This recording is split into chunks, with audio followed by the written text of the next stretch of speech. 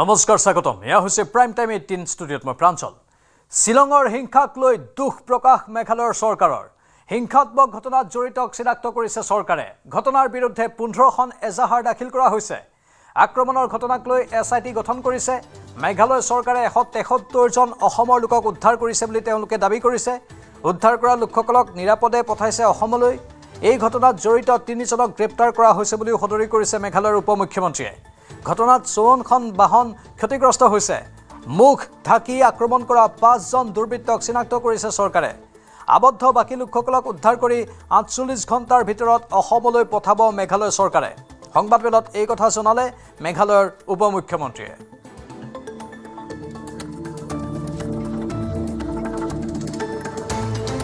And the government of Meghalaya informed that its control room has received 379 distress calls so far and steps taken to assist them for their safe transit and movement of stranded vehicles.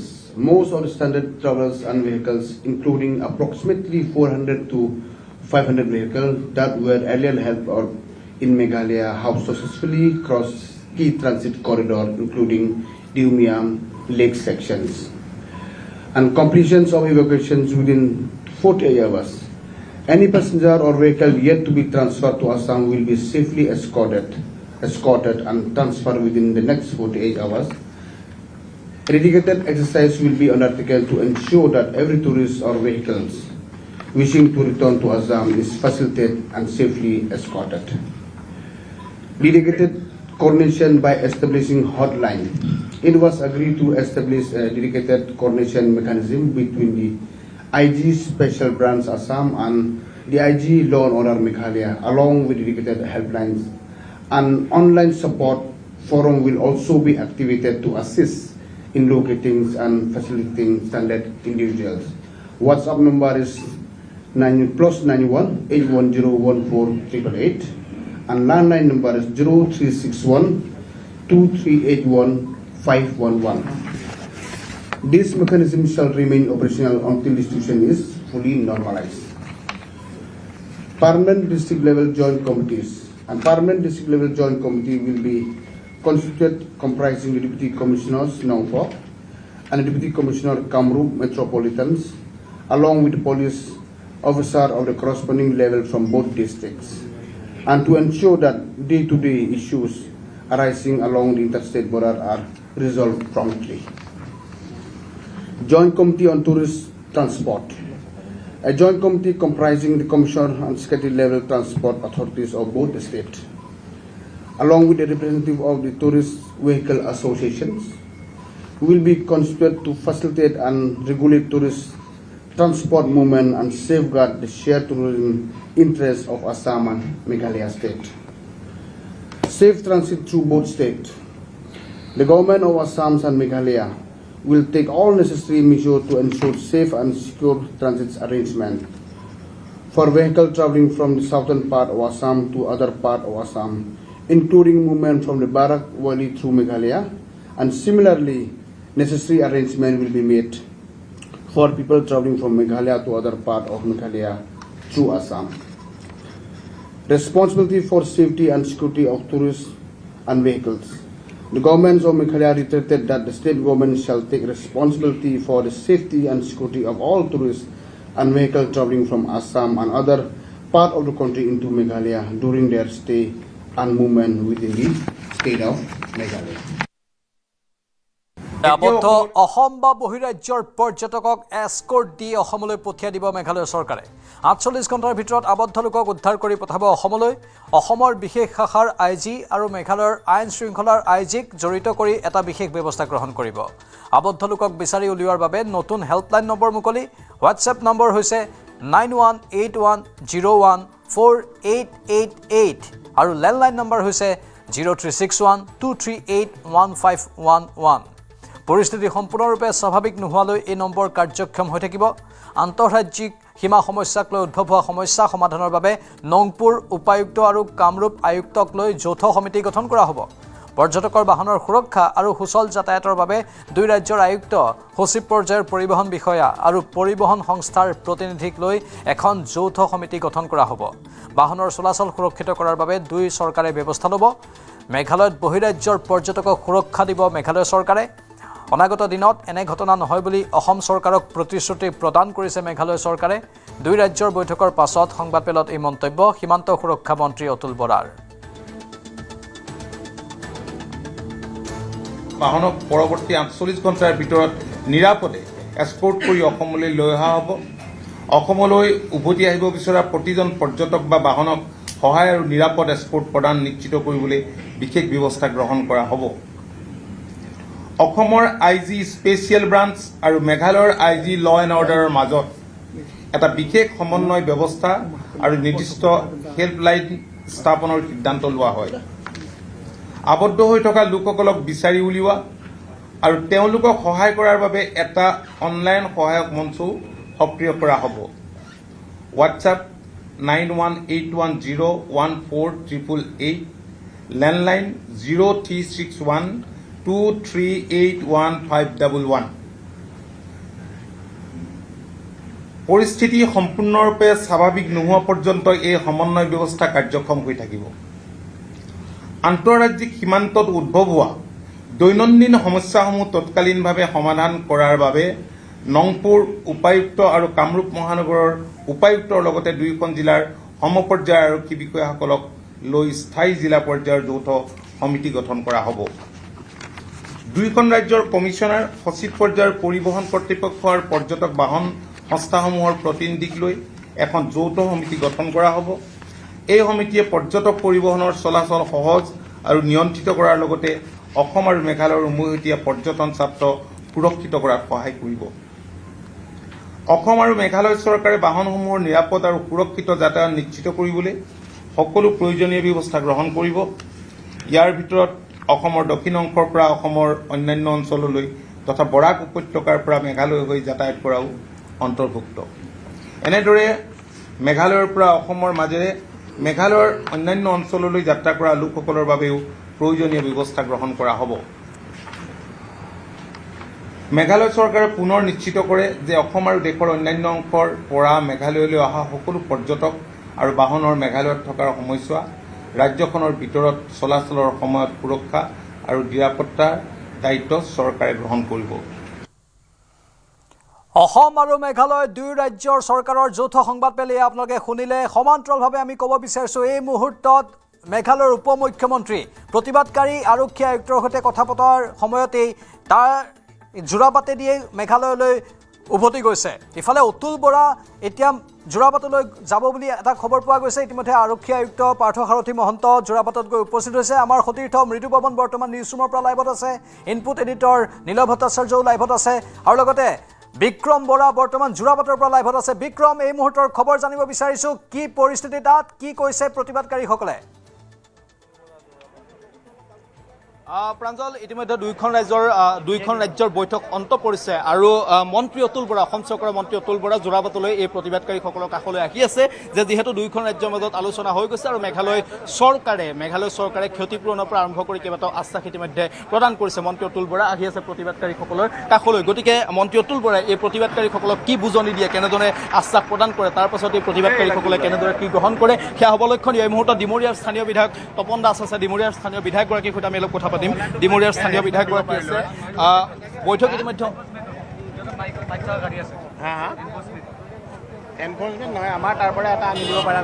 বৈঠক ইতিমধ্যে বৈঠক ইতিমধ্যে অন্ত পৰিছে আৰু আশ্বাস ইতিমধ্যে প্ৰদান কৰা হৈছে গতিকে আপুনি যিহেতু স্থানীয় বিধায়ক কি ভাবিছে আমাৰ যিটো সমন্বয় সেই সমন্বয় আৰু ঘূৰি আহক আমি তাকেই কামনা কৰিছোঁ কাৰণ আমাৰ এইটো যিটো সমষ্টি ডিমৰীয়া সমষ্টি ইটো পাৰ সিটো পাৰ মেঘালয় অসম বৰ্ণিহাটলৈকে আৰু যোৱা যিকেইটা দিনত যি ঘটনা ঘটি গ'ল ভৱিষ্যতে যাতে তেনেকুৱা ঘটনা নঘটে আৰু যিসমূহ ক্ষতিপূৰণ হৈছে ক্ষতিপূৰণসমূহ দিয়াৰ ইতিমধ্যে আশ্বাস দিছে আৰু আমাৰ এই সমন্বয় বৰ্তি থাকিব বুলি আমি আশা কৰিছোঁ যদিও আপুনি ৰাজনৈতিক নেতা কিন্তু এই যিটো সমস্যা এই সমস্যাটো নতুন নহয় কিন্তু এইবাৰ KSUৱে কৰিছে তাৰ পূৰ্বে বেলেগে কৰিছিল আকৌ বেলেগে কৰিব পাৰে গতিকে এটা স্থায়ী সমাধান কিন্তু দুইখন ৰাজ্যৰ মাজত আলোচনা সমাধানৰ কাৰণে ইতিমধ্যে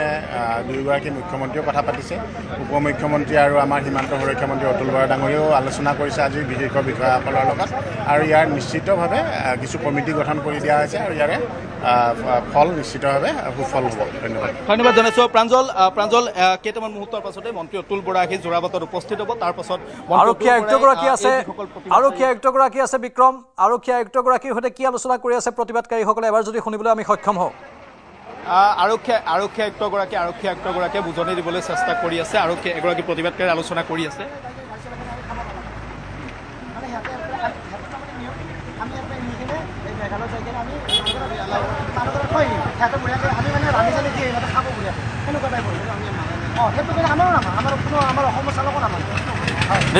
নিশ্চয় বিক্ৰম, আমি আকৌ যোগাযোগ কৰিম। আপুনি লাইনত থাকক। আৰক্ষী আয়ুক্তগৰাকীৰ সৈতে প্ৰতিবাদকাৰী আলোচনা চলি আছে, পোনপটীয়া সম্প্ৰচাৰ অব্যাহত আছে। নিলয় আছে আমাৰ সৈতে, ইনপুট এডিটৰ নিলয়।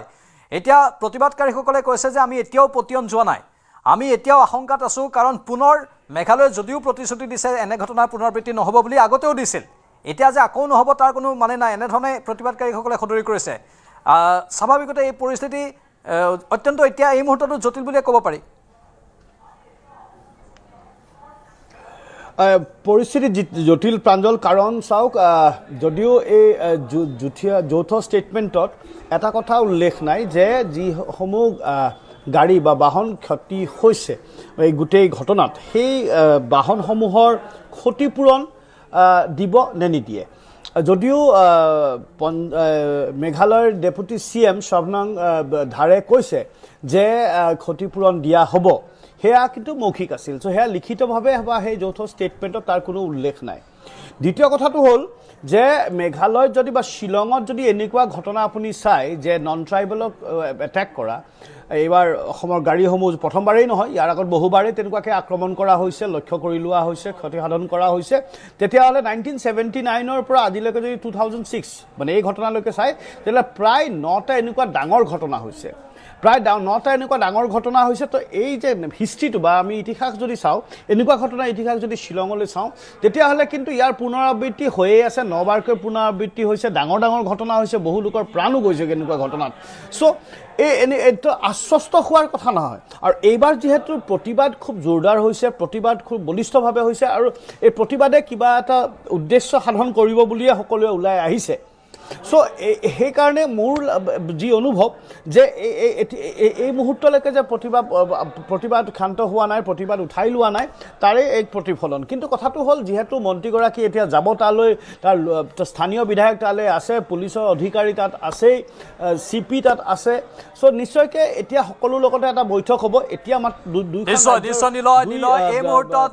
সীমান্ত সুৰক্ষা মন্ত্ৰী অতুল বৰা উপস্থিত হৈছে পোনপটীয়া সম্প্ৰচাৰ যোৰাবাটৰ পৰা। প্ৰতিবাদকাৰীসকলে দাবী কৰিছিল যে অসমৰ প্ৰতিনিধি, মন্ত্ৰী পৰ্যায়ৰ বিষয়া বা মন্ত্ৰী পৰ্যায়ৰ লোক বা অন্য প্ৰশাসনিক উচ্চপদস্থ বিষয়া বা স্থানীয় বিধায়ক সকলোকে তাত উপস্থিত হ'বলৈ আহ্বান জনাইছিল, আৰু প্ৰতিজনে তাত উপস্থিত আছে, আৰক্ষী আয়ুক্ত,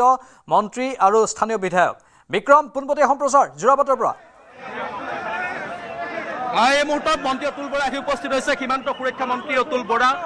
আহি উপস্থিত হৈছে, আৰু তেওঁ প্ৰতিবাদকাৰীসকলৰ সৈতে আলোচনা কৰিব। লগত আছে আৰক্ষী আয়ুক্ত পাৰ্থসাৰথী মহন্ত। আৰক্ষী আয়ুক্তগৰাকীয়ে যিহেতু বহু সময় ধৰি অপেক্ষা কৰি আছিল আৰু প্ৰতিবাদকাৰীসকলৰ সৈতে কথা পাতি আছিল, আৰু তাৰ পাছতে মন্ত্ৰী অতুল বৰা আহি উপস্থিত হৈছে। যিহেতু মন্ত্ৰীগৰাকীক মুখ্যমন্ত্ৰী হিমন্ত বিশ্ব শৰ্মাই নিৰ্দেশ দিছিল সমগ্ৰ পৰিস্থিতিটো তদাৰক কৰিবৰ বাবে, আৰু তাৰ পাছতেই আজিৰ দিনটোত মেঘালয়ৰ উপ মুখ্যমন্ত্ৰী লগতে মেঘালয়ৰ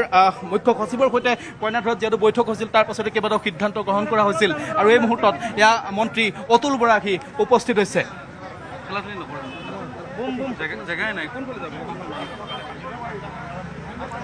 এয়া পোনপটীয়া সম্প্ৰচাৰ যোৰাবাটৰ পৰা। মন্ত্ৰী অতুল বৰা বৰ্তমান যোৰাবাটত প্ৰতিবাদকাৰীসকলৰ সৈতে আলোচনা কৰিবলৈ উপস্থিত হৈছে, কিন্তু মেঘালয়ৰ পৰা কোনো প্ৰতিনিধি প্ৰতিবাদকাৰীসকলৰ কাষত এতিয়ালৈকে উপস্থিত হোৱা নাই। যদি তেওঁলোকৰ আমি মাত শুনিব পাৰোঁ কি কৈ আছে।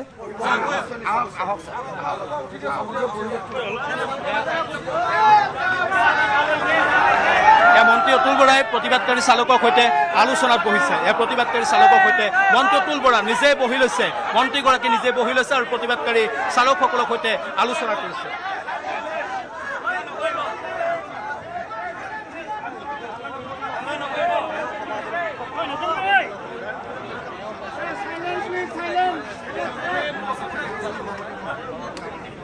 আৰু এনেধৰণে মন্ত্ৰী অতুল বৰাৰ লগত যিসকল প্ৰতিবাদকাৰী আছে তেখেতসকলৰে ইতিমধ্যে বিশেষ বাৰ্তালাপ আৰম্ভ হৈছে। আমি দেখুৱাইছোঁ পোনপটীয়াভাৱে এই সম্প্ৰচাৰ।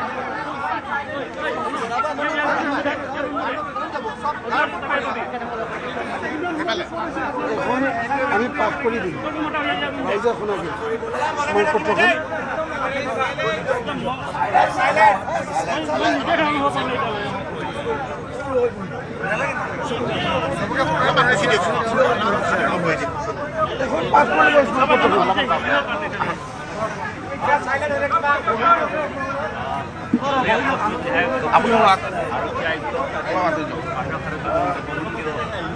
অসম ৰাজ্যিক চালক সন্থাৰ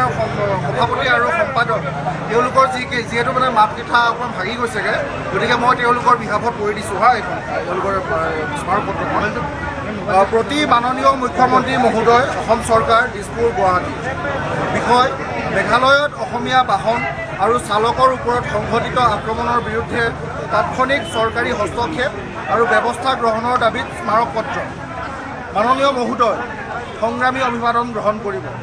অসম ৰাজ্যিক চালক সন্থাৰ তৰফৰ পৰা গভীৰ উদ্বেগ আৰু ক্ষোভেৰে আপোনাৰ জ্ঞাতাৰ্থে জনাব বিচাৰিছোঁ যে যোৱা 19 আগষ্ট 2026 তাৰিখে মেঘালয়ত খাচী ষ্টুডেণ্টছ ইউনিয়ন চমুকৈ KSUৰ একাংশ প্ৰতিবাদকাৰীয়ে অসমীয়া বাহন আৰু চালকসকলক লক্ষ্য কৰি আক্ৰমণ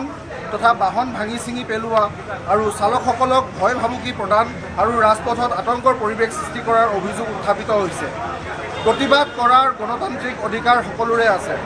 কিন্তু কোনো প্ৰতিবাদৰ নামত নিৰীহ শ্ৰমজীৱী চালকক আক্ৰমণ কৰা বাহন আৰু সম্পত্তি ধ্বংস কৰা তথা মানুহৰ মাজত ভয়ৰ পৰিৱেশ সৃষ্টি কৰাটো কোনো কাৰণতে গ্ৰহণযোগ্য নহয় চালকসকল কোনো ৰাজনৈতিক বা আন্তঃৰাজ্যিক সংঘাতৰ পক্ষ নহয় তেওঁলোকে কেৱল নিজৰ জীৱিকা উপাৰ্জনৰ বাবে ৰাজপথত চলাচল কৰে সেয়েহে তেওঁলোকৰ লক্ষ্য কৰি কৰা আক্ৰমণ কেৱল ব্যক্তিগত ক্ষতি নহয় ই অসমৰ শ্ৰমজীৱী চালক সমাজৰ ওপৰত কৰা এক গুৰুতৰ অন্যায় এই পৰিপ্ৰেক্ষিতত অসম ৰাজ্যিক চালক সন্থাই আপোনাৰ ওচৰত তলত উল্লেখ কৰা দাবীসমূহ উত্থাপন কৰিছোঁ ইয়াৰ পাছত আমাৰ দাবীসমূহ উত্থাপন কৰা হৈছে আমাৰ দাবীসমূহ 1 নম্বৰ মেঘালয় চৰকাৰৰ সৈতে বিষয়টো তাৎক্ষণিকভাৱে আলোচনা কৰি ঘটনাৰ বাবে দায়ী ব্যক্তিসকলৰ বিৰুদ্ধে কঠোৰ আইনগত ব্যৱস্থা গ্ৰহণ কৰাৰ ব্যৱস্থা কৰক 2 নম্বৰ দাবী ঘটনাত ক্ষতিগ্ৰস্ত হোৱা অসমীয়া বাহন আৰু চালকসকলৰ ক্ষয় ক্ষতিৰ উপযুক্ত ক্ষতিপূৰণ প্ৰদানৰ বাবে মেঘালয় চৰকাৰৰ ওচৰত দৃঢ় দাবী উত্থাপন কৰক 3 নম্বৰ দাবী ঘটনাৰ সৈতে জড়িত সকলো ব্যক্তিক চিনাক্ত কৰি গ্ৰেপ্তাৰ আৰু আইন অনুসৰি কঠোৰ শাস্তি প্ৰদান নিশ্চিত কৰিবলৈ মেঘালয় চৰকাৰক দাবী জনাওক 4 নম্বৰ দাবী মেঘালয়ত চলাচল আৰু কৰ্মৰত অসমীয়া চালকসকলৰ নিৰাপত্তা সুনিশ্চিত কৰাৰ বাবে মেঘালয় চৰকাৰৰ পৰা লিখিত আশ্বাস গ্ৰহণ কৰক 5 নম্বৰ দাবী ভৱিষ্যতে আন্তঃৰাজ্যিক ৰাজপথৰ কোনো অসমীয়া চালক বা বাহন যাতে এনে আক্ৰমণৰ সন্মুখীন নহয় তাৰ বাবে দুয়োখন ৰাজ্যৰ চৰকাৰৰ মাজত এক স্থায়ী নিৰাপত্তা আৰু সমন্বয় ব্যৱস্থা গঢ়ি তোলাৰ উদ্যোগ গ্ৰহণ কৰক 6 নম্বৰ দাবী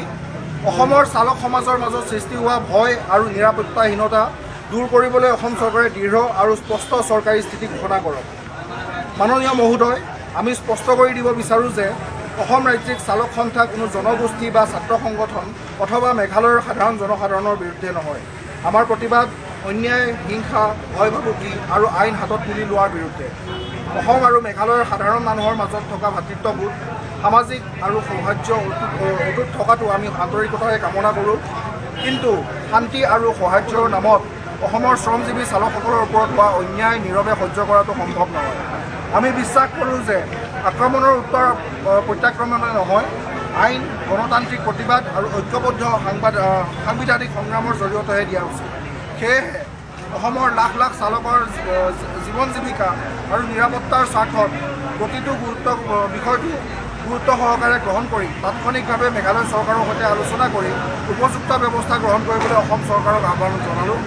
ন্যায় নোপোৱালৈকে অসম ৰাজ্যিক চালক সন্থাৰ গণতান্ত্ৰিক সংগ্ৰাম অব্যাহত থাকিব ধন্যবাদেৰে সভাপতি আৰু সম্পাদক অসম ৰাজ্যিক চালক সন্থা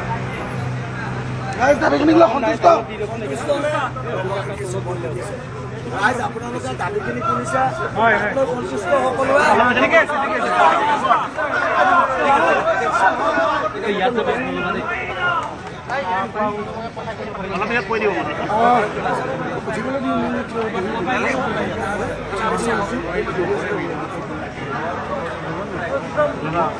উপায় নাই মই বৰ বেয়াকৈ অকণমান ওপৰত দাঙি দিয়ক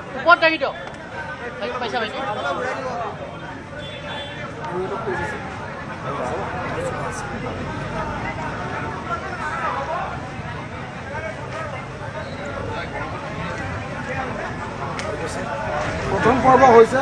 দ্বিতীয় পৰ্ব মন্ত্ৰী মহোদয়ে ৰাইজক সম্বোধন কৰিব।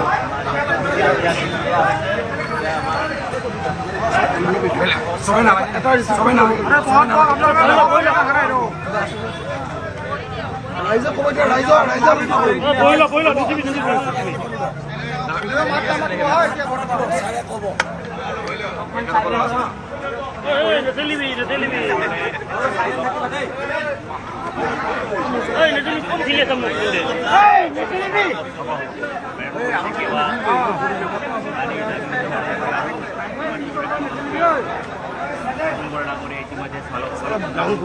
এতিয়া অলপ ডাউন কৰি দিয়ক না।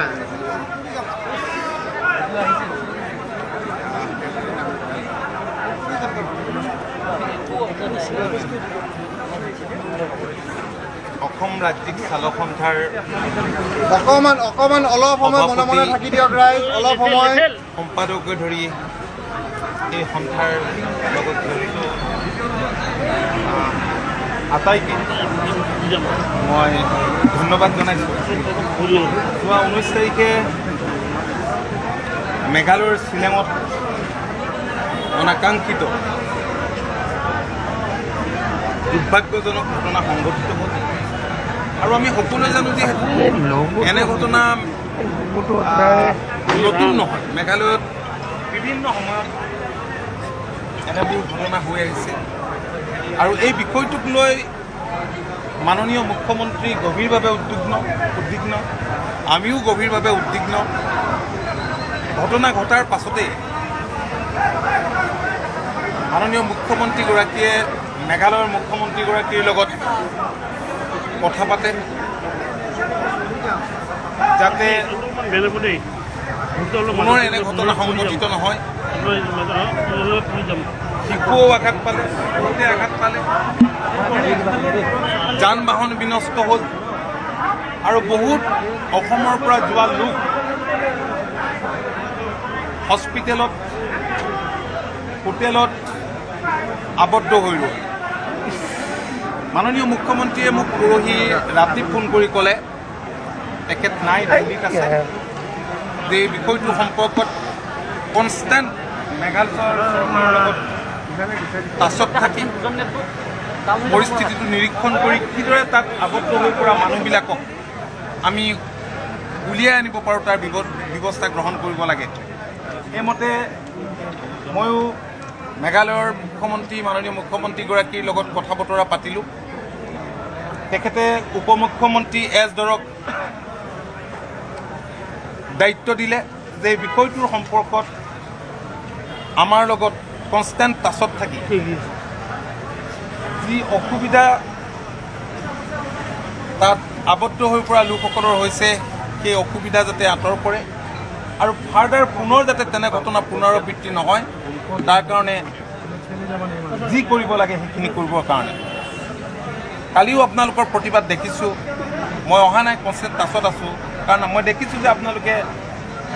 যুঁজি আছে আৰু যি ডিমাণ্ড আপোনালোকৰ জেনুইন ডিমাণ্ড, কাৰণ যুক্তি আছে, আননেচেচেৰী এবাৰ নহয়, দুবাৰ নহয়, বাৰম্বাৰ এনেকৈ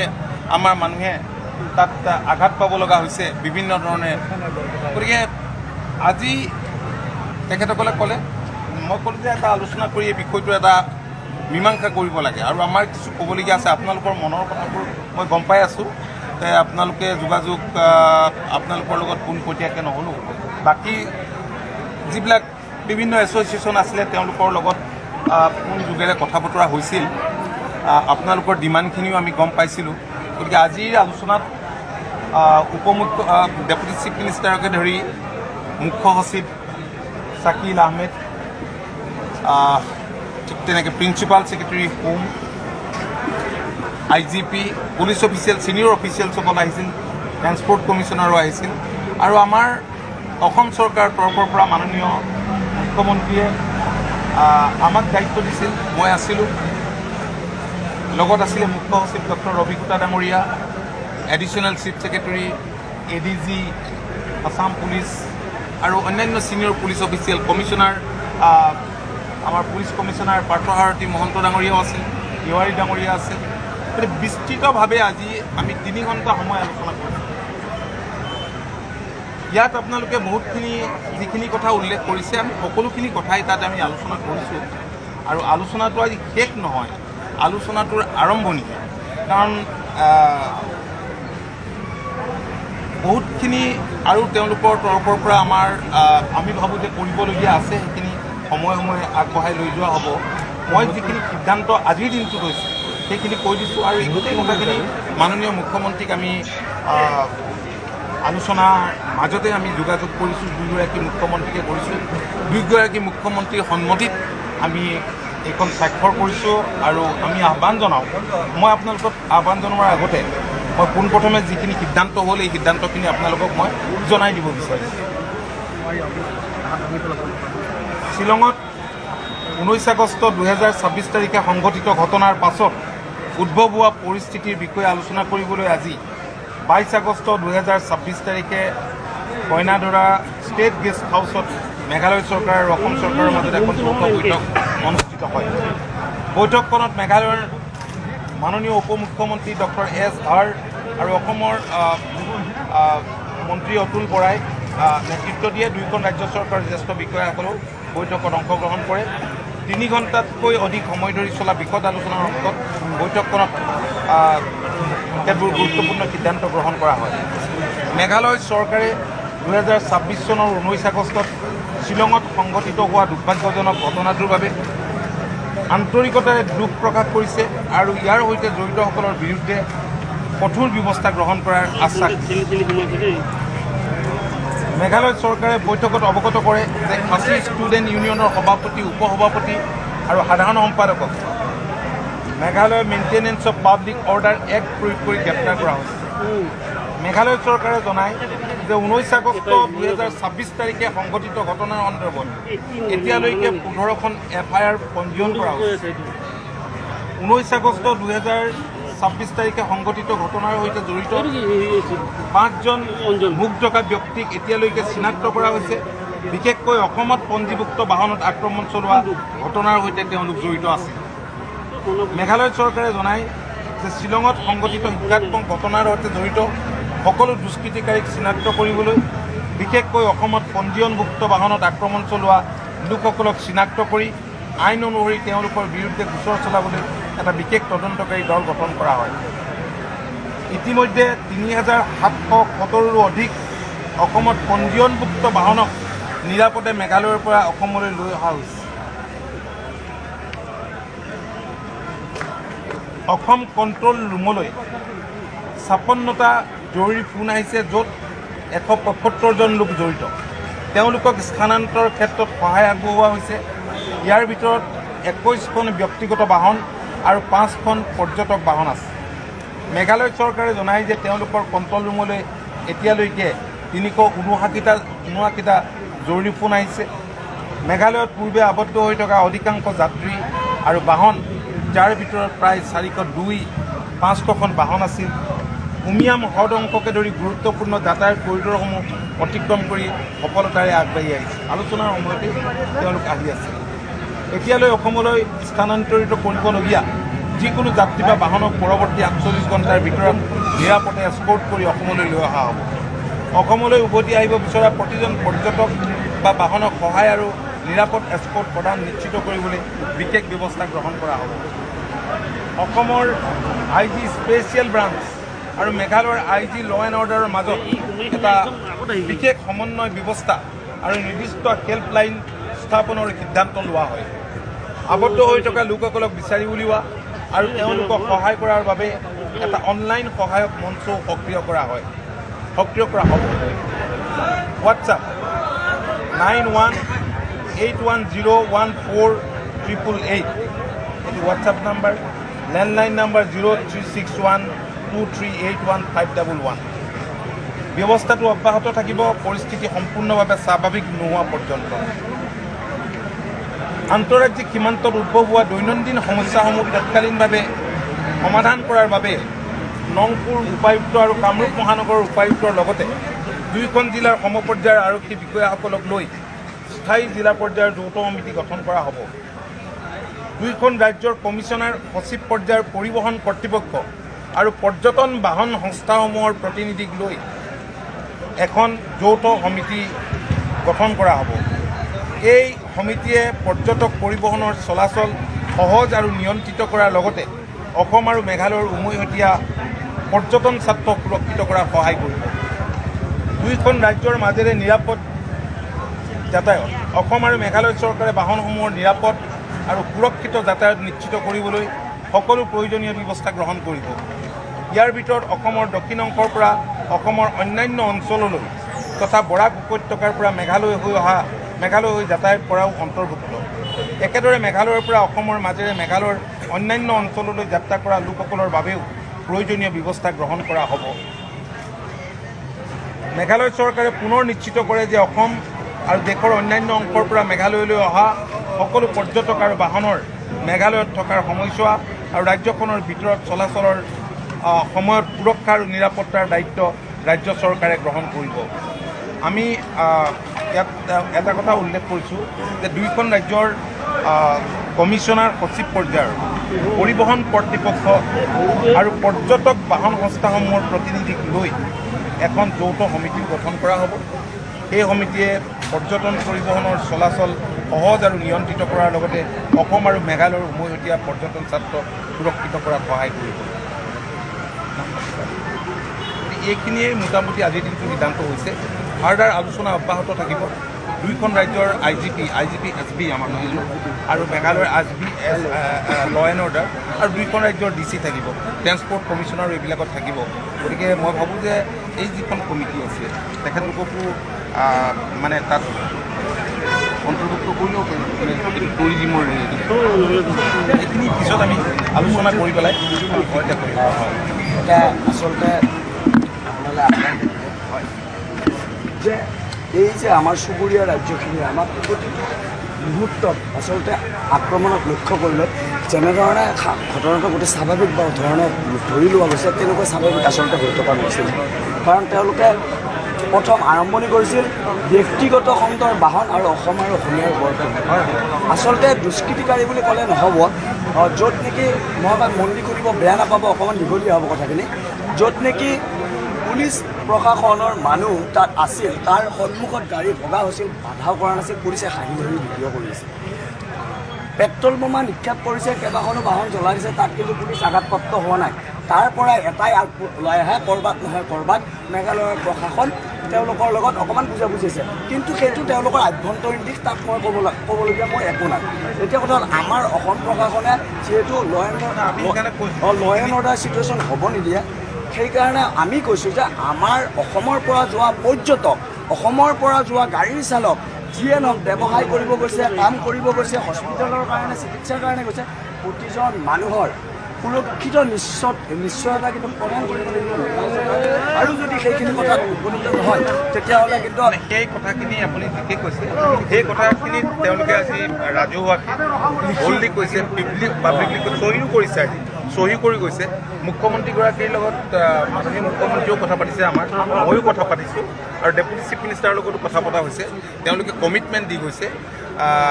আৰু সেইকাৰণেই মই আপোনালোকক আহ্বান জনাব খোজোঁ, যিহেতু এটা প্ৰক্ৰিয়া এটা আৰম্ভ হৈছে, সেইকাৰণে আপোনালোকে যাতে এই ক্ষেত্ৰত সহযোগিতা আগবঢ়ায় আৰু এনে ঘটনা যাতে ফাৰ্ডাৰ সংঘটিত নহয়। তেওঁলোকক বাৰম্বাৰ কৈছোঁ, এইখিনি কথা পাব্লিকলি আৰু ক'ব নোৱাৰোঁ কিমান কথা হয়।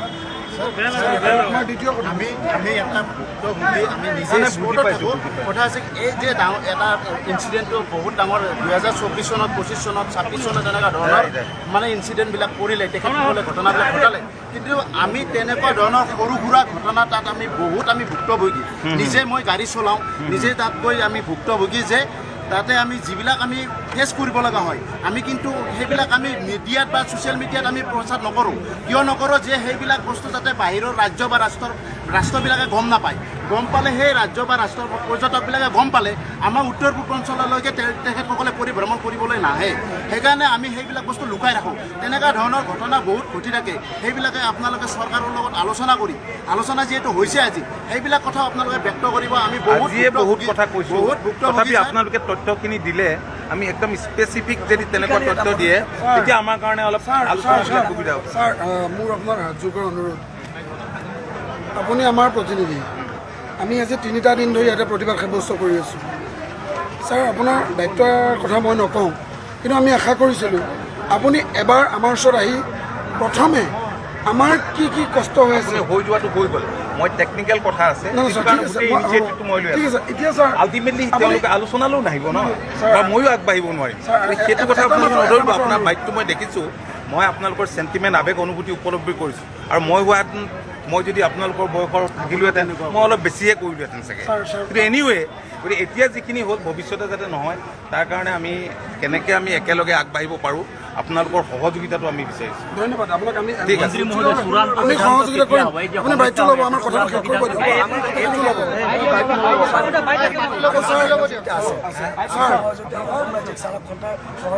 আৰু আপোনালোকৰ প্ৰতিও আমাৰ পূৰ্ণ সমৰ্থন আছে। স্যাৰ মোৰ এটা সৰু ৰিকুৱেষ্ট, আপোনালোকক সন্মান জনাইছোঁ। যিসকল আমাৰ চালক তাতে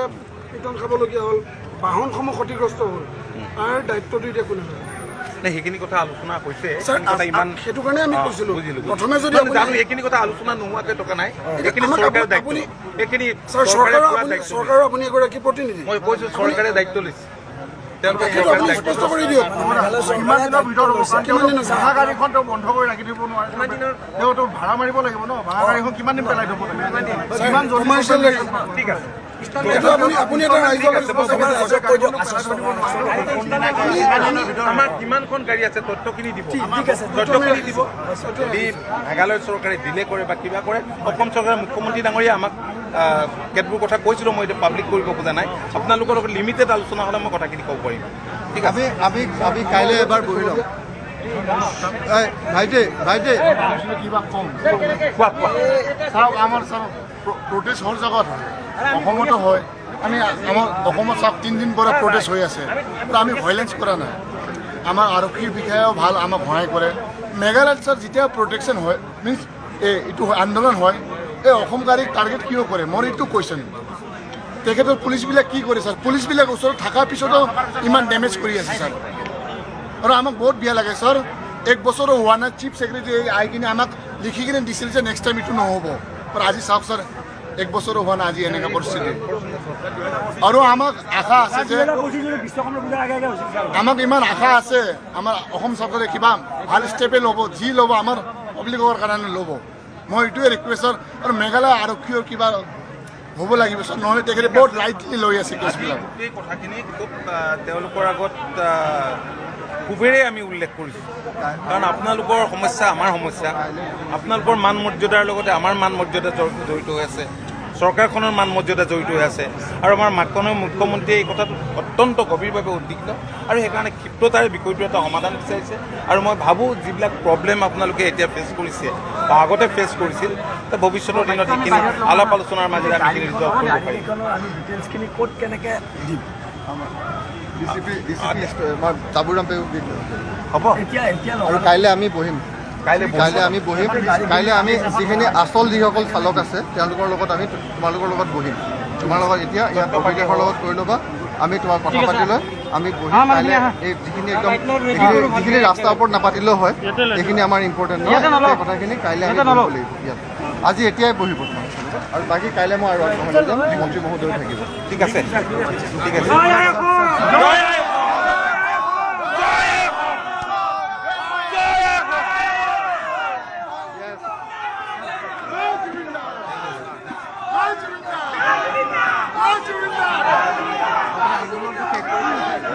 লগ পাম এদিন দেই।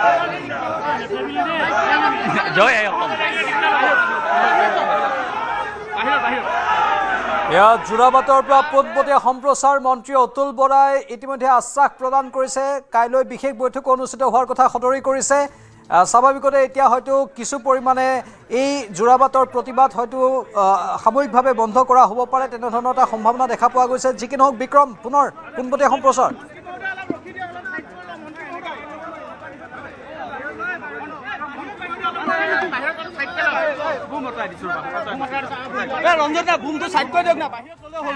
আমি মন্তব্য ল'বলৈ চেষ্টা কৰিম মন্ত্ৰী অতুল বৰাই কি কৰে সংবাদ মাধ্যমৰ সন্মুখত। পুনৰবাৰ আমি মন্তব্য ল'বলৈ চেষ্টা কৰিম মন্ত্ৰী অতুল বৰাৰ পৰা। ৰাজপথৰ ওপৰতেই বৰ্তমান আছে সকলো আৰু ৰাজপথৰ ওপৰতেই যিহেতু এই সময়তো প্ৰতিবাদকাৰীসকলে অৱস্থান গ্ৰহণ কৰি আছে তেওঁলোকৰ দীৰ্ঘদিনীয়া যিবোৰ কথা সেইখিনি কথা উত্থাপন কৰিছে এই সমস্যাৰ এতিয়ালৈকে মেঘালয় চৰকাৰৰ তৰফৰ পৰা কোনো সমাধান সূত্ৰ উলিওৱা হোৱা নাই মেঘালয় চৰকাৰে কোনো কঠোৰ নীতি গ্ৰহণ কৰা নাই একাংশ দুষ্কৃতিকাৰীৰ বিৰুদ্ধে বাৰে বাৰে টাৰ্গেটত থাকে অসমৰ বাহনবোৰ মন্ত্ৰী অতুল বৰাৰ মন্তব্য আমি পুনৰবাৰ শুনাব বিচাৰিম লাইভত কি কয় পুনৰবাৰ আমি মন্ত্ৰী অতুল বৰাৰ বক্তব্য ল'ব বিচাৰিছোঁ আৰু আজি যিহেতুকে দুখন ৰাজ্যৰ বিশেষ সিদ্ধান্ত হৈছে সবিশেষ অলপ সবিশেষ জানিব বিচাৰিছোঁ মুখ্যমন্ত্ৰী ডক্টৰ হিমন্ত বিশ্ব শৰ্মা ডাঙৰীয়াৰ নিৰ্দেশ মতে এইকেইদিন মেঘালয় চৰকাৰৰ লগত মানে 19 তাৰিখৰ পিছত ঘটনা ঘটাৰ পাছত যোগাযোগ ৰাখি বিশেষভাৱে মেঘালয়ত আবদ্ধ হৈ পৰা 19 তাৰিখৰ দুৰ্ভাগ্যজনক ঘটনাৰ পাছত সেই মানুহখিনিক যাতে সুকলমে নিৰাপদে আনিব পৰা যায় তাৰ কাৰণে কথা বতৰা পাতি আছিল আৰু আমি দেখিছিলোঁ যে শান্তিপূৰ্ণভাৱে যোৰাবাটত অসম ৰাজ্যিক চালক সন্থা আৰু বিভিন্ন সংগঠনে ইয়াত প্ৰতিবাদ সাব্যস্ত কৰিলে মই তেওঁলোকক অভিনন্দন জনাইছোঁ এইকাৰণেই যে ইমান এটা ডাঙৰ ঘটনা 19 তাৰিখে বুধবাৰে মেঘালয়ৰ শ্বিলঙত সংঘটিত হোৱাৰ পাছতো অত্যন্ত ধৈৰ্যৰে শান্তিপূৰ্ণভাৱে গণতান্ত্ৰিক প্ৰতিবাদ সাব্যস্ত কৰিলে মুখ্যমন্ত্ৰী শৰ্মা ডাঙৰীয়াই মাননীয় মুখ্যমন্ত্ৰীগৰাকীয়ে মেঘালয়ৰ মুখ্যমন্ত্ৰীৰ লগত আলোচনা কৰি তৎপৰতাৰে যাতে পুনৰ এনে ঘটনাৰ পুনৰাবৃত্তি নহয় তাৰ কাৰণে ক্ষিপ্ৰতাৰে ব্যৱস্থা গ্ৰহণ কৰিলে আজি মেঘালয়ৰ উপ মুখ্যমন্ত্ৰীগৰাকীৰ লগতে চিফ ছেক্ৰেটাৰী আৰু উচ্চ পৰ্যায়ৰ এটা প্ৰতিনিধি দলৰ লগত আমি আলোচনা কৰিলোঁ গুৱাহাটীত আমি আছিলোঁ আমাৰ চিফ ছেক্ৰেটাৰী ডক্টৰ ৰবিকুটা ডাঙৰীয়া আৰু এয়া মন্ত্ৰী অতুল বৰাৰ কথা আমি ইতিমধ্যে তেওঁ যিখিনি কৈছিল সেইখিনি কথাকে পুনৰাবৃত্তি কৰিছে স্বাভাৱিকতেই চৰকাৰে গুৰুত্ব দিছে বুলি দাবী কৰিছে আমাৰ সতীৰ্থ মৃদুপৱন নিউজ ৰুমৰ পৰা আছে নিলয় ভট্টাচাৰ্যও আছে মৃদুপৱন কাইলৈলৈকে এতিয়া সময়সীমা দিয়া হৈছে কাইলৈ পুনৰ বহিব বৈঠকত এইবাৰ চালকসকলৰ সৈতে বৈঠকত বহিম বুলি সদৰি কৰিছে হয় ইতিমধ্যে প্ৰাঞ্জল আমি দেখুৱাইছোঁ যে মন্ত্ৰী অতুল বৰাই যিসকল প্ৰতিবাদকাৰীৰ আলোচনাত মিলিত হ'ল তেওঁলোকৰ যি স্মাৰক পত্ৰ সেই স্মাৰক পত্ৰ গ্ৰহণ কৰিলে আৰু তেওঁলোকে যিবিলাক বৈঠকত সিদ্ধান্ত লৈছিলে সিদ্ধান্তখিনিও তেওঁলোকক অৱগত কৰিছে কিন্তু এই প্ৰতিবাদ তেওঁলোকে চলাই নিব নে প্ৰত্যাহাৰ কৰিব সেই সন্দৰ্ভত এতিয়ালৈকে একো মন্তব্য নকৰিলে যিসকল চালক বা তাত যিসকলে প্ৰতিবাদ সাব্যস্ত কৰি আছে শ্বিলঙৰ হিংসাৰ বিৰুদ্ধে এই মন্তব্য তেওঁলোকে কৰা পৰিলক্ষিত নহ'ল কিন্তু গুৰুত্বপূৰ্ণ কথাটো হৈছে যে তেওঁলোকে যিটো ক্ষতিপূৰণৰ কথা কৈ আছে ইতিমধ্যে নীলয় ভট্টাচাৰ্য কৈছে যে যদিও ক্ষতিপূৰণ দিম বুলি মেঘালয়ৰ উপ মুখ্যমন্ত্ৰীগৰাকীয়ে জনাইছে সেয়া কিন্তু কোনো লিখিত প্ৰতিশ্ৰুতি নহয় সেয়া সাংবাদিকে সোধা প্ৰশ্নৰ উত্তৰতে তেওঁ এইটো মন্তব্য কৰিছিলে অৰ্থাৎ এই ক্ষতিপূৰণক লৈ তেওঁলোকে যিখন বৈঠক অনুষ্ঠিত হ'ল এই বৈঠকত যিকেইটা সিদ্ধান্ত তেওঁলোকৰ যিখন ৰিজলিউশ্যন সেইখিনি তেওঁলোকে যিকেইটা লিখিত আকাৰে ঠিকে দিলে কিন্তু সমান্তৰালকৈ এই যিটো ক্ষতিপূৰণৰ বিষয় আৰু সমান্তৰাল যিসকল আহত লোক যিসকল ইনজিয়ৰ হৈছিলে তেওঁলোকক যিটো ক্ষতিপূৰণৰ দাবী উত্থাপন কৰি আহিছে সেইখিনি কিন্তু মুখেৰেহে কৈ থৈ ভাৰ্বেলি কৈ থৈ গ'ল মৌখিকভাৱে সেয়া কিন্তু লিখিতভাৱে দি থৈ যোৱা নাই এই বিষয়টো খুব গুৰুত্বপূৰ্ণ হ'ব আৰু এই কথাখিনি এতিয়া অতুল বৰাই যিসকল প্ৰতিবাদকাৰী চালকে হওক বা তাত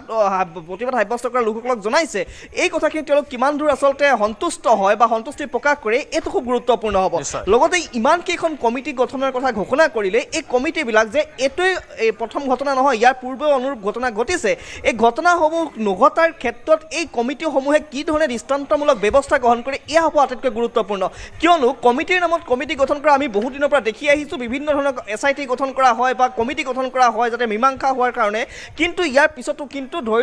এনেধৰণৰ ঘটনা ঘটি থাকে যি ধৰণে সীমা বিবাদৰ কথা কোৱা হয় সেই সৌ সিদিনা অৰুণাচল অসমৰ সীমান্ততো কিন্তু সীমা বিবাদ আমি আকৌ পুনৰবাৰ দেখিবলৈ পোৱা গ'ল য'ত কি অসমীয়া মানুহে কিন্তু গুলি খাবলগীয়া পৰিস্থিতি উদ্ভৱ হ'ল তাতো কিন্তু তেওঁলোকে এনেকুৱা ধৰণৰ আলোচনা হৈ থাকে সেইকাৰণে এই যিবিলাক সমিতি বা এই যিবিলাক কমিটি গঠন হৈছে এই কমিটিসমূহে কি ধৰণে ইমপ্লিমেণ্টেশ্যন যিটো ৰূপায়ণ কেনেধৰণে কৰে সেয়া হ'ব আটাইতকৈ গুৰুত্বপূৰ্ণ কাৰণ অসমখনক আজি বিভিন্ন ধৰণে মন্তব্য কৰিছে অসমীয়া মানুহ কেতিয়াও ঢোল হ'ব নোৱাৰে কোনোবাই কোবাই থৈ যাব কোনোবাই এইটো ইফালে এবাৰ কিবা বেয়াকৈ ক'ব এই ধৰণৰ হ'ব নোৱাৰে আৰু এই মিটিঙৰ পিছত এই বৈঠকৰ পিছত যিখিনি সিদ্ধান্ত এই সিদ্ধান্তখিনিও আটাইতকৈ ডাঙৰ কথাটো হৈছে ইয়াৰ কাৰ্যকাৰিতা ইয়াৰ কি ধৰণে সফলভাৱে ৰূপায়ণ কৰে আৰু ভৱিষ্যতৰ দিনে এনেধৰণৰ যাতে পৰিস্থিতি উদ্ভৱ নহয় এই কথাখিনি গুৰুত্ব দিয়াটো অসম চৰকাৰে হওক বা মেঘালয় চৰকাৰখনে আটাইতকৈ গুৰুত্বপূৰ্ণ হ'ব প্ৰাঞ্জল গুৰুত্বপূৰ্ণ কথা আৰু মেঘালয়ৰ চৰকাৰৰ স্থিতি এতিয়াও সন্তোষজনক যেন নহয় নিলয় মেঘালয় চৰকাৰখনে এতিয়াও যেন ক'ৰবাত সোপা ঢিলা নীতিহে গ্ৰহণ কৰি আছে তেনেধৰণৰ অনুভৱ হৈছে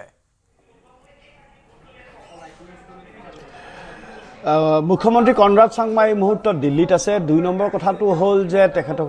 ডেপুটি CM নিলয় শুনি আছো আমি কৈ যাওক এতিয়ালৈকে মাত্ৰ 5জন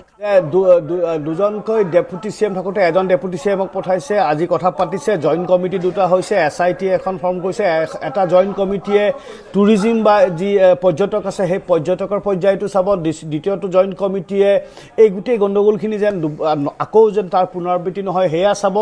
SITয়ে ইনভেষ্টিগেট কৰিব 15টাকৈ FIR হৈছে 5টাকৈ মুখত মুখা পিন্ধা মানুহ চিনাক্ত কৰা হৈছে তিনিজনকৈ KSU খাচী ষ্টুডেণ্টছ ইউনিয়নৰ শীৰ্ষ নেতা বৰ্তমান জেলত আছে বৰ্তমান সেইখিনি পৰিস্থিতি কিন্তু কথাটো হ'ল যে এটা কথা মনত ৰাখিব ইয়াৰ আগত যি বিবাদ হৈছিলে সেয়া কোৱা হৈছিলে যে অসমৰ টেক্সিসকলে মেঘালয়ত গৈ পেলাই টুৰিষ্টক সকলো ঠাইত ঘূৰাব নোৱাৰিব এটা নিৰ্দিষ্ট ঠাইত গৈ পেলাই টুৰিষ্টসকলক নমাই দিব লাগিব তাৰ পৰা তাত লোকেল মেঘালয়ৰ টেক্সি চালকসকলে টুৰিষ্টসকলক নিজৰ বিভিন্ন পৰ্যটনস্থলীলৈ লৈ যাব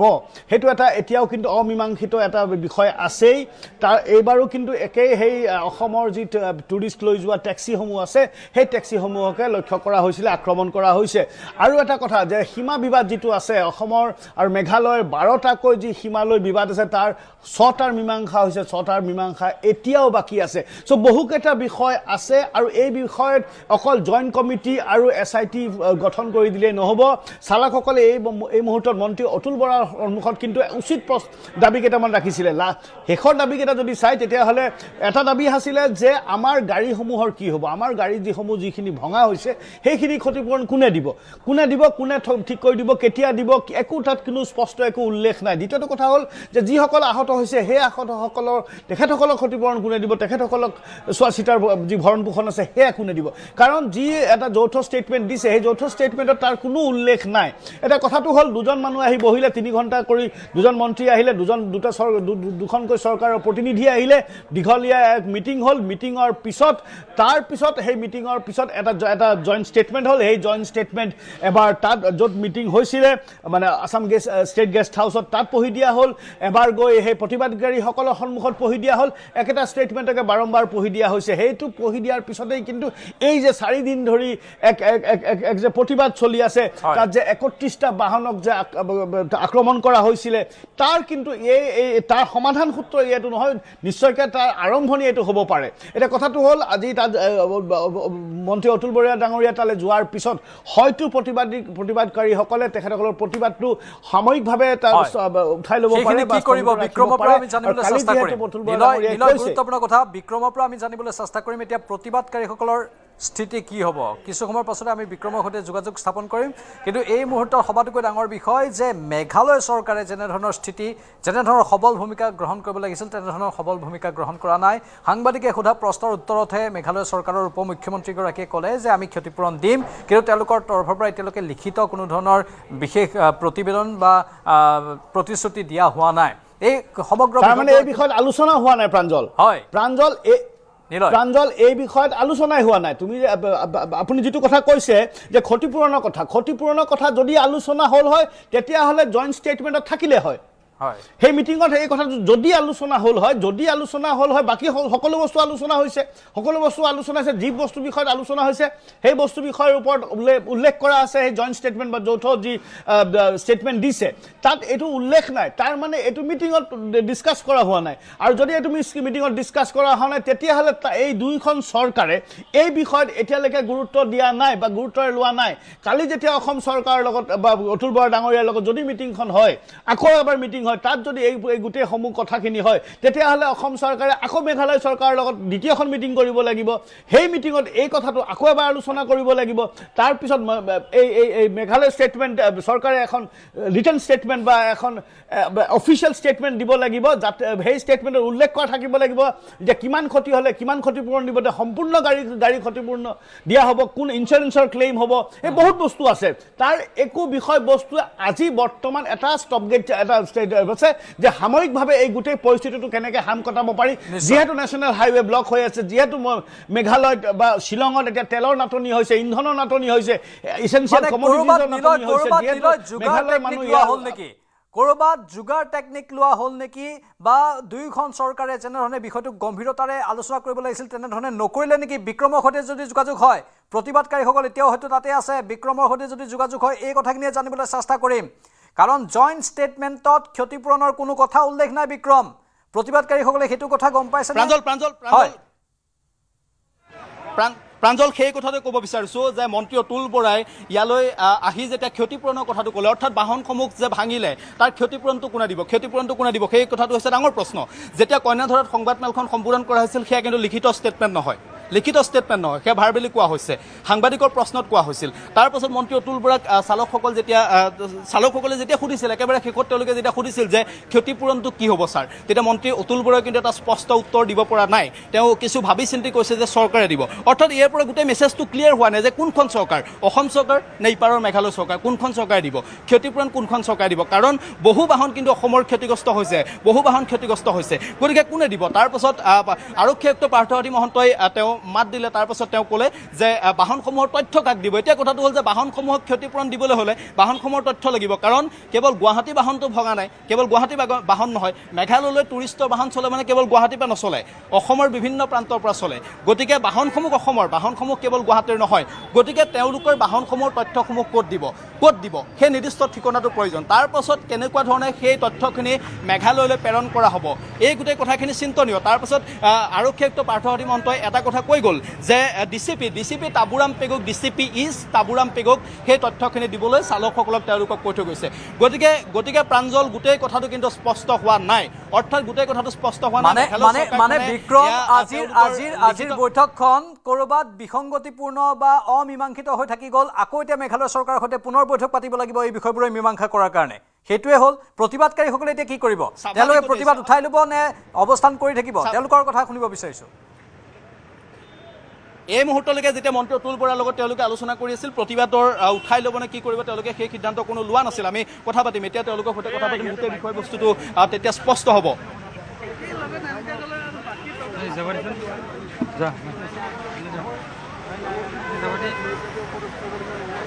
আমি মন্তব্য ল'বলৈ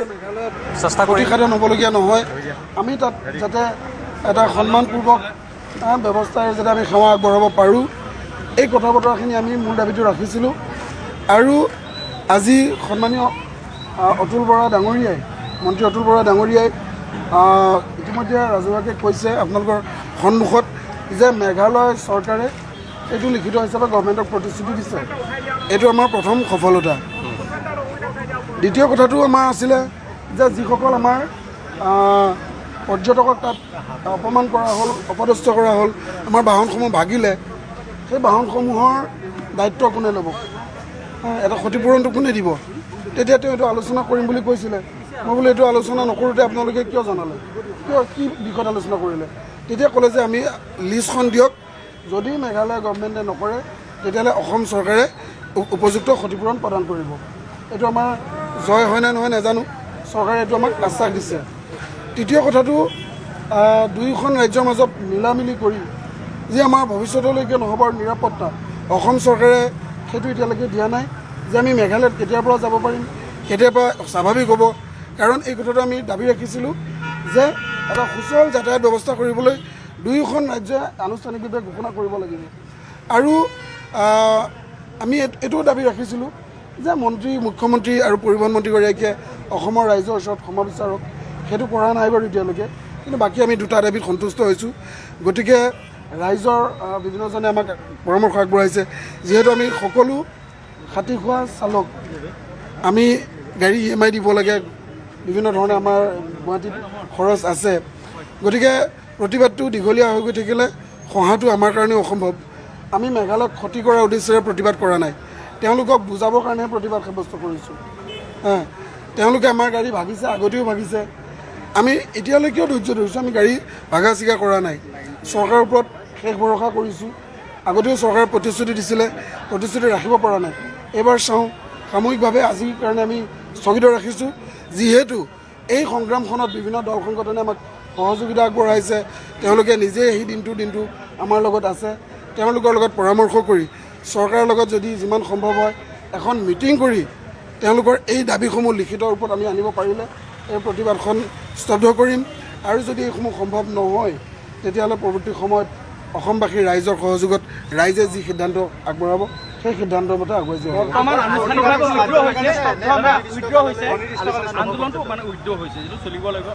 যিহেতু আমি মূল দাবী দুটা তেওঁ এতিয়া প্ৰতিশ্ৰুতি দি গৈছে, লিখিতটো আৰু ইয়াতে বহি দিব নোৱাৰে, চৰকাৰী কিছু নিয়ম নীতি আছে, গতিকে লিখিত প্ৰতিশ্ৰুতিটো আমাৰ এখন তেওঁলোকে SIT গঠন কৰিম বুলি কৈছে, SIT তেওঁলোকে দিব, সেইটো দিয়াৰ পিছত আমি নিশ্চিন্ত হৈ থাকিম। নাই, আজিৰ পৰা আন্দোলনটো আমি স্থগিত ৰাখিছোঁ, SIT কমিটিখন গঠন কৰক, তাৰ পাছত যদি চৰকাৰে প্ৰবঞ্চনা কৰে তেতিয়াহ'লে বলপূৰ্বক হ'ব। SIT ইতিমধ্যে গঠন কৰিছোঁ বুলি কৈছে, আপোনালোকৰ সন্মুখতে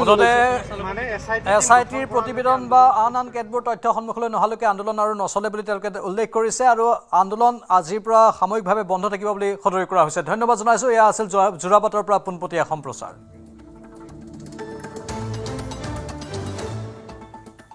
সময় হৈছে এতিয়াৰ বাতৰিৰ পৰা বিদায় লোৱাৰ। নমস্কাৰ।